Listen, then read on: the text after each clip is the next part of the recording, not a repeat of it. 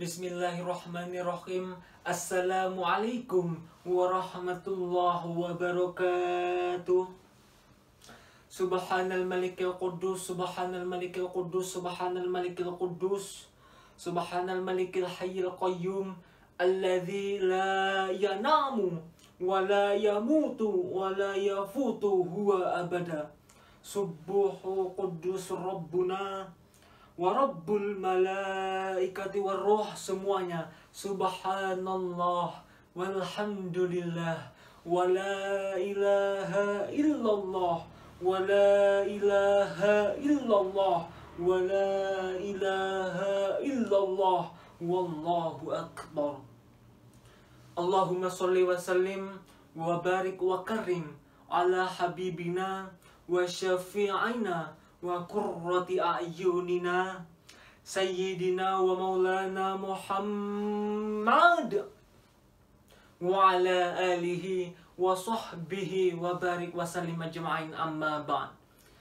Dewan juri yang saya hormati, yang saya ta'dimi, dan yang saya minta barokahnya, para pemirsa dimanapun Anda berada, kaum muslimin muslimat, ansori, fatayat, akang mimin, akang somat, penjual terasi, penjual tomat, baik yang sudah nikah tetapi belum disunat, tanpa mengurangi rasa hormat. Hadirin wal hadirah yang fa insyaallah dirahmati oleh Allah subhanahu wa ta'ala.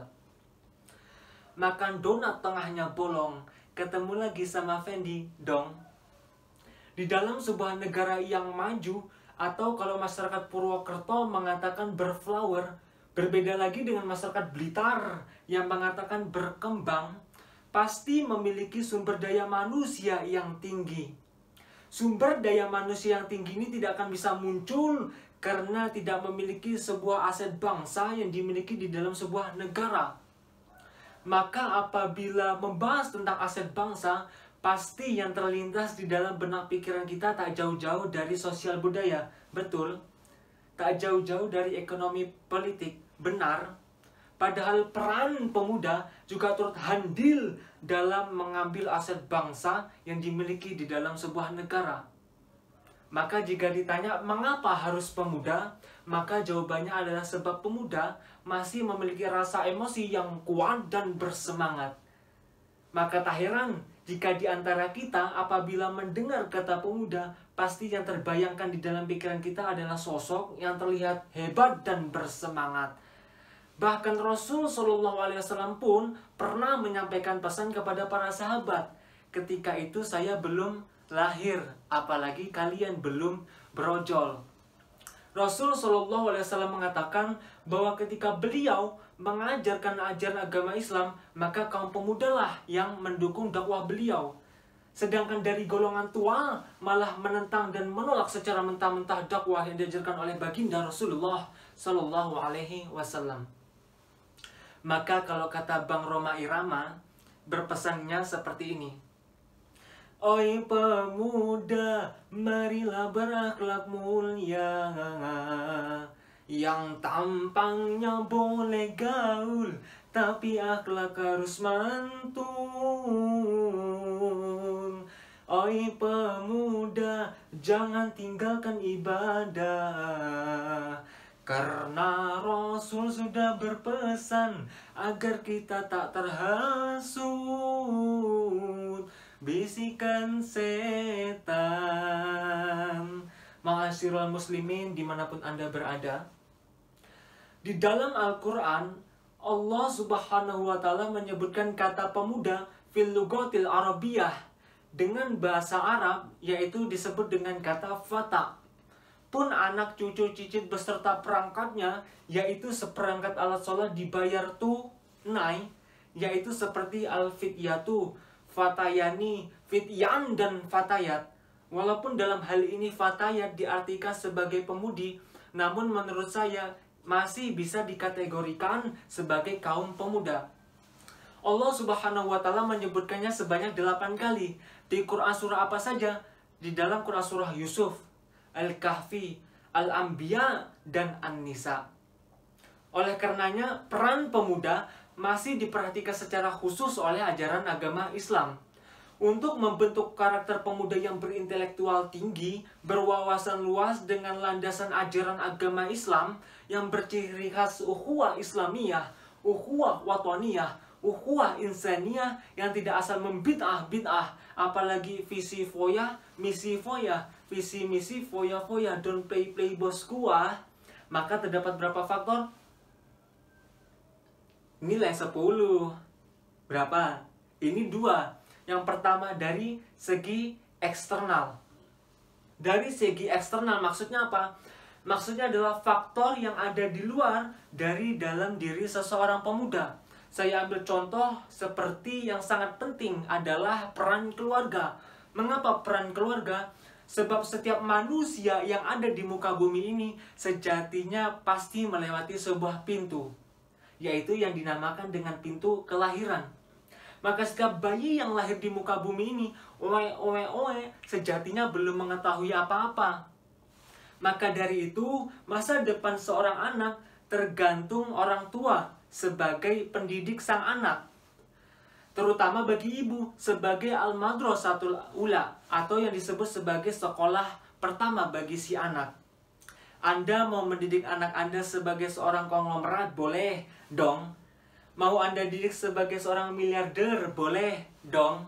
Mau Anda didik sebagai seorang da'i atau da'iyah? Boleh dong. Mau Anda didik sebagai seorang korun? Boleh. Oh jangan. Korun kok boleh dong. Korun orangnya pelit bin medit, kuncirnya jelantir kikir, bakhil kayak upil kodanil. Masa sih mau diikutin? Na'udzubillahi min dzalik. Maka ada pepatah mengatakan, buah itu akan jatuh tidak jauh dari pohonnya. Rasulullah SAW bersabda dari Abu Hurairah radhiyallahu an, min haqqil waladi 'alal walidi thalathatu asya ismahu idza walada wa yu'allimahul kitab idza aqala wa yuzawwijah idza adrak. Artinya apa? Artinya orang tua memiliki hak terhadap anaknya sebanyak 3. Yang pertama adalah memberikan nama yang baik ketika lahir. Kedua, mengajarkan Al-Quran. Dan yang ketiga ialah menikahkan apabila telah beranjak dewasa. Allah Subhanahu wa Ta'ala berfirman di dalam Quran Surah At-Tahrim ayat 6 yang bunyinya, A'udzu billahi minasyaitonir rajim. Allah, ya ayyuhalladzina amanu qu anfusakum wa ahlikum nara waquduhan nasu wal hijaratu 'alaiha malaikatun giladun shidadul la ya'sunallaha ma amarahum wa yaf'aluna ma yu'marun. Allahu Akbar. Bimakna, ya ayyuhalladzina amanu qu anfusakum wa ahlikum nara. Wahai orang-orang yang beriman, jagalah dirimu dan keluargamu dari api neraka. Waquduhan nas wal hijarah, yang bahan bakarnya dari manusia dan batu.